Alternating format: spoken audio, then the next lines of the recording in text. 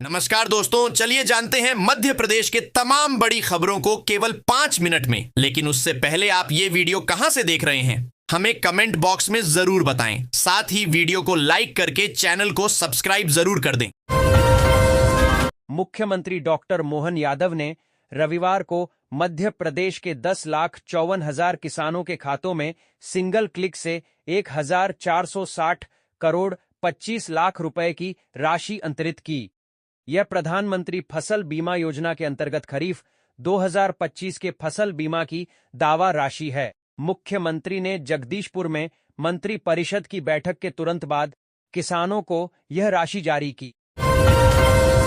आम नागरिकों को सस्ती ऊर्जा उपलब्ध कराने के उद्देश्य से भारत सरकार द्वारा प्रधानमंत्री सूर्य घर मुफ्त बिजली योजना संचालित की जा रही है।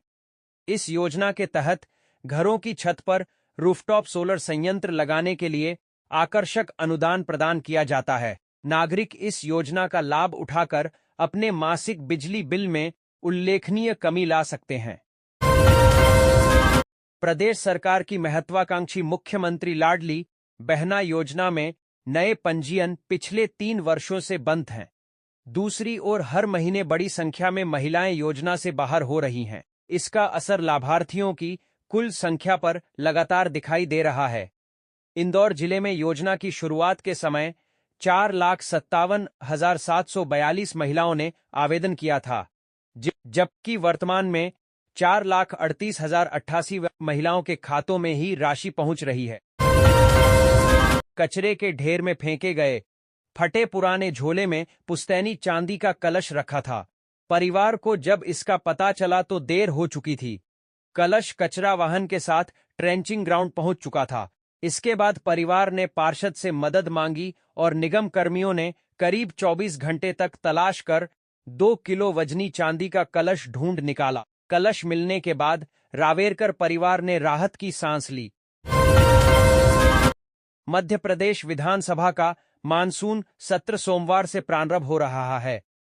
5 दिवसीय इस सत्र में सरकार द्वारा 2026 से 27 के लिए प्रथम अनुपूरक बजट के साथ समान नागरिक संहिता यूसीसी सहित कुल 14 विधेयक प्रस्तुत किए जाएंगे। सत्र के हंगामेदार होने के आसार हैं। एम्प्लॉइज प्रोविडेंट फंड ऑर्गेनाइजेशन ने भविष्य निधि अंशदान में कंपनियों की ओर से की देरी से जुड़े पुराने विवादों और मुकदमों के जल्द निपटारे के लिए एक बड़ी राहत दी है। श्रम मंत्रालय द्वारा शुरू की गई इस एकमुश्त विवाद समाधान योजना का नाम विश्वास 2026 रखा गया है। इस योजना के लागू होने से ग्वालियर चंबल अंचल की सैकड़ों डिफाल्टर कंपनियों, औद्योगिक इकाइयों। मध्य प्रदेश में प्राथमिक शिक्षक भर्ती 2025 के तहत दस्तावेज अपलोड करने एवं सत्यापन की प्रक्रिया शुरू हो गई है। अभ्यर्थियों को दस्तावेज अपलोड करने के लिए केवल सोमवार तक का समय मिलेगा, यानी 20 जुलाई इसकी अंतिम तिथि रहेगी। मध्य प्रदेश विधानसभा के मानसून सत्र के पहले दिन सोमवार को कांग्रेस ने किसानों के मुद्दों को लेकर सरकार के खिलाफ जोरदार प्रदर्शन किया। नेता प्रतिपक्ष उमंग सिंघार के नेतृत्व में कांग्रेस विधायक विधानसभा परिसर के बाहर स्थित गांधी प्रतिमा पर धरने पर बैठे और प्रदेश में खाद बीज की समस्या को लेकर सरकार को घेरा। बारिश पर लगा ब्रेक हट गया है। इसी के साथ बारिश का नया दौर शुरू हो गया है। रविवार को भी मध्य प्रदेश में अच्छी बारिश हुई। करीब 11 दिन बाद मानसूनी बादल जोर से बरसे। करीब पौन घंटे तक कभी तेज तो कभी मध्यम बारिश होती रही। सड़कें बारिश से तरबतर हो गई। गड्ढों व सड़क किनारे पानी के डबरे भर गए। राह चलते लोग भी भीग गए। शहर में बढ़ते सड़क हादसों पर अंकुश लगाने के लिए यातायात पुलिस और परिवहन विभाग ने रविवार को संयुक्त रूप से बड़ा प्रवर्तन अभियान चलाया। सुबह से देर शाम तक प्रमुख चौराहों पर सघन जांच के दौरान हेलमेट नहीं पहनने, सीट बेल्ट की अनदेखी करने, मोबाइल पर बात करते हुए वाहन चलाने, ओवर स्पीडिंग और दस्तावेजों में गड़बड़ी पाए जाने पर बड़ी संख्या में वाहन चालकों के चालान बनाए गए। साइबर ठगी को रोकने के लिए पुलिस महकमा अभियान सेव क्लिक 2.0 चलाकर लोगों को जागरूक कर रहा है कि मोबाइल पर कोई कैसा भी लालच या धमकी देकर ओटीपी, बैंक संबंधी जानकारी मांगे तो नहीं देना है। लेकिन मुरैना जिले में चिटफंड कंपनियां इतनी संख्या में सक्रिय हैं, जिनके झांसों से लोग बच नहीं पा रहे। कुछ ही साल में रकम दोगुना करने या फिर मोटा ब्याज देने का लालच देकर लोगों की जमा पूंजी को चिटफंड कंपनियां डकार रही हैं। ग्वालियर चंबल अंचल में इस बार मानसून की बेरुखी से सामान्य से बेहद कम वर्षा दर्ज की गई है। जुलाई का आधा महीना बीत जाने के बाद भी जब वर्षा का कोटा पूरा होता नजर नहीं आ रहा है, तो ऐसे सूखे जैसे हालात में कृषि विभाग और कृषि वैज्ञानिकों ने किसानों को एक विशेष तकनीकी सलाह दी है।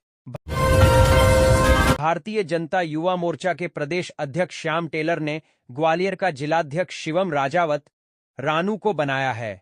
शिवम राजावत सदाशिव नगर में निवास करते हैं, जो कि मोर्चे की रीति नीति में बढ़चढ़कर भाग लेते हैं।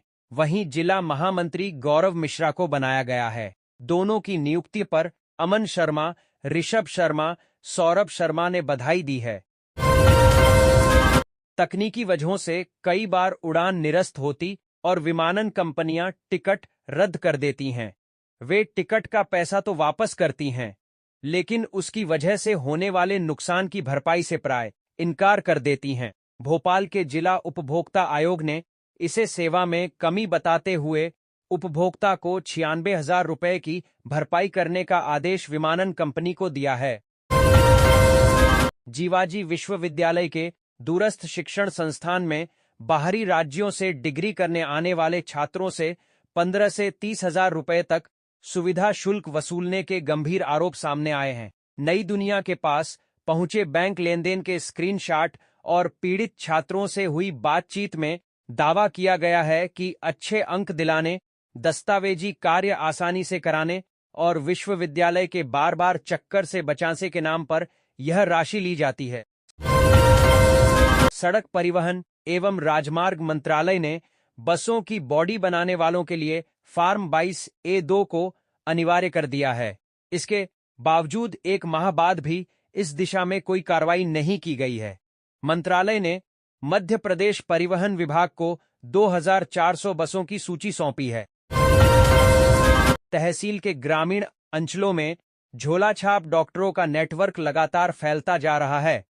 बिना मान्यता प्राप्त चिकित्सकीय डिग्री और आवश्यक पंजीकरण के कथित डॉक्टर खुलेआम क्लिनिक संचालित कर मरीजों का इलाज कर रहे हैं। ग्रामीण क्षेत्रों में स्वास्थ्य सुविधाओं की कमी का लाभ उठाकर मरीजों को दवाइयां, इंजेक्शन और ग्लूकोज की बोतलें चढ़ाई जा रही हैं। इंदौर मेट्रो के भूमिगत हिस्से में सुरंग बनाने के लिए 14 टेलर में टनल बोरिंग मशीन टीबीएम के पुर्जे इंदौर पहुंच चुके हैं। इन्हें एयरपोर्ट स्थित मेट्रो स्टेशन की साइट पर रखा गया है। अभी 3 ट्रेलर आना शेष हैं। इसमें टनल बोरिंग मशीन के आगे का हिस्सा, जिसे कटर कहा जाता है, वो आना शेष है। संघ लोक सेवा आयोग ने रविवार को central armed police forces assistant commandant परीक्षा 2026 का आयोजन किया। इंदौर में बने 6 परीक्षा केंद्रों पर कुल 2,398 अभ्यर्थी पंजीकृत थे। दोनों सत्रों को मिलाकर करीब 40% अभ्यर्थी ही परीक्षा में शामिल हुए। पहला सत्र सुबह 10 से 12 बजे तक चला। इसमें सामान्य योग्यता एवं बुद्धिमत्ता का 250 अंकों का ऑब्जेक्टिव पेपर हुआ। सिंधिया राजघराने की करीब 40,000 करोड़ रुपए की पैतृक संपत्तियों के बहुचर्चित विवाद में आज सोमवार 20 जुलाई जिला न्यायालय में अहम सुनवाई होगी। पिछली सुनवाई में अदालत ने इस मामले से संबंधित पूरा रिकॉर्ड पेश करने के निर्देश दिए थे, लेकिन रिकॉर्ड उपलब्ध नहीं होने के कारण राजीना में समझौते की प्रक्रिया पूरी नहीं हो सकी और सुनवाई आज के लिए। शातिर ठगों ने मुरार के रहने वाले किसान के बैंक खाते में सेंध लगाकर 1 लाख रुपए की ठगी कर ली। किसान का मोबाइल अचानक हैक हुआ और बंद हो गया।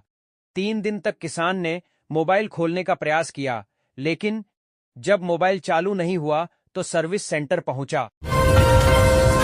प्रदेश की नगरीय निकायों की तरह खाद्य एवं औषधि प्रशासन का वर्ष 2047 की दृष्टि से अगले 20 वर्ष का मास्टर प्लान तैयार किया जा रहा है।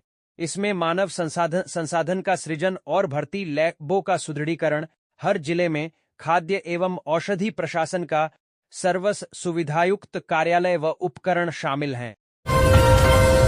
जिले के ईटखेड़ी क्षेत्र स्थित राताताल के रोजीवे गांव में अवैध उत्खनन का मामला एक बार फिर सुर्खियों में है। 15 एकड़ भूमि पर स्वीकृत खोदाई की आड़ में बड़े पैमाने पर कोपरा निकालकर बेचने के आरोपों के बीच जिला खनिज विभाग की जांच पर सवाल उठ रहे हैं। मध्य प्रदेश में चल रही प्राथमिक शिक्षक भर्ती प्रक्रिया के दौरान भारतीय पुनर्वास परिषद (आरसीआई) के केंद्रीय पुनर्वास रजिस्टर (सीआरआर) प्रमाण पत्र को लेकर नया विवाद सामने आया है। कर्मचारी चयन मंडल द्वारा 14,000 पात्र अभ्यर्थियों के दस्तावेजों की दोबारा जांच के दौरान करीब 600 ऐसे अभ्यर्थी मिले जिन्होंने पहले 5% अतिरिक्त अंक का दावा सीआरआर प्रमाण पत्र के आधार पर किया था, लेकिन स्क्रूटनी के समय संबंधित प्रमाण पत्र प्रस्तुत नहीं कर सके। ऐसे अभ्यर्थियों की नियुक्ति फिलहाल रोक दी गई है। जिला बार एसोसिएशन जबलपुर के चुनाव के तहत सोमवार को जारी मतदान प्रक्रिया के दौरान दोपहर में अचानक विवाद की स्थिति बन गई। आपत्ति जताने के बाद मतदान बाधित हो गया। मतपत्रों के वितरण और व्यवस्था को लेकर अधिवक्ताओं ने आपत्ति जताई, जिसके बाद मतदान बाधित हो गया। Madhya Pradesh power transmission company Transco में चल रही पदोन्नति प्रक्रिया ने वर्षों पुराने कैडर विवाद को फिर हवा दे दी है। प्रमोशन को लेकर कंपनी के भीतर 3 अलग-अलग गुट सक्रिय हो गए हैं। एक ओर बोर्ड कैडर के अभियंता हैं, दूसरी ओर कंपनी कैडर के अधिकारी अपनी दावेदारी मजबूत कर रहे हैं, जबकि तीसरा पक्ष आरक्षित वर्ग का है जो पदोन्नति में आरक्षण लागू करने की मांग पर अड़ा हुआ है। जबलपुर को मध्य प्रदेश की पहली योगासन अकादमी मिलने की संभावना है। राज्य सरकार और खेल विभाग इस दिशा में सक्रिय रूप से विचार कर रहे हैं, जिसका उद्देश्य शहर की समृद्ध योग परंपरा को बढ़ावा देना और युवाओं को पेशेवर स्तर पर प्रशिक्षित करना है। भेड़ाघाट के न्यू सरस्वती घाट पर निर्मित बहुप्रतीक्षित ग्लास ब्रिज अब पूरी तरह तैयार हो चुका है। करीब 4.76 करोड़ रुपए की लागत से बने इस पर्यटन प्रोजेक्ट का निर्माण कार्य पूर्ण होने के बाद अब केवल प्रशासनिक औपचारिकताएं शेष हैं। मड़वा घाटी सड़क निर्माण कार्य में वर्षों से हो रही देरी के विरोध में रैपुरा क्षेत्र के ग्रामीण और युवा सड़क पर उतर आए। प्रदर्शनकारियों ने प्रतीकात्मक रूप से सड़क पर धान की रोपाई कर शासन प्रशासन और ठेकेदार की लापरवाही के खिलाफ विरोध जताया। हर बड़ा स्टार्टअप करोड़ों के निवेश से नहीं, बल्कि मजबूत संकल्प और सही सोच से शुरू होता है।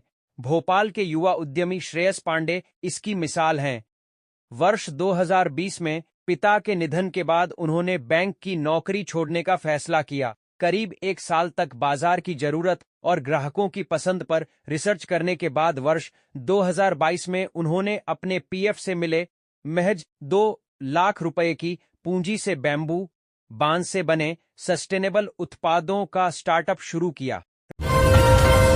राष्ट्रीय अध्यापक शिक्षा परिषद (एनसीटी) की हाई लेवल जांच में मध्य प्रदेश के बीएड कॉलेजों में सामने आ रही अनियमितताओं ने बरकतउल्ला विश्वविद्यालय की निरीक्षण व्यवस्था पर सवाल खड़े कर दिए हैं। विश्वविद्यालय के अपने नियम बताते हैं कि यदि पिछले 2 दशकों में औचक निरीक्षण की व्यवस्था प्रभावी ढंग से लागू की जाती तो जिले में विकास कार्यों को स्वीकृति मिल रही है, जो कि अच्छी बात है, लेकिन इन विकास कार्यों का श्रेय लेने की होड़ जनप्रतिनिधियों में मची हुई है, जो कि जन चर्चा का विषय बन गई है। प्रदेश सरकार द्वारा अमरावती रिंग रोड के रूप में नहालदा भंडारिया से कृषि अनुसंधान केंद्र तक 5.40 किमी रोड के लिए 2.567 करोड़ की प्रशासकीय स्वीकृति दी गई है। प्रदेश के निजी नर्सिंग कॉलेजों में एक से एक बड़े फर्जीवाड़े उजागर हो चुके हैं। लॉ स्टूडेंट एसोसिएशन की याचिका पर हाई कोर्ट में सुनवाई चल रही है। हाई कोर्ट के निर्देश पर सीबीआई ने भी मापदंडों को लेकर कॉलेजों की जांच की थी। अब वर्ष 2026 से 27 के सत्र के लिए मान्यता की प्रक्रिया चल रही है। इस बीच अच्छी खबर यह है कि 45 नए कॉलेज खोलने के लिए मप्र नर्सिंग काउंसिल का पास आवेदन आए हैं।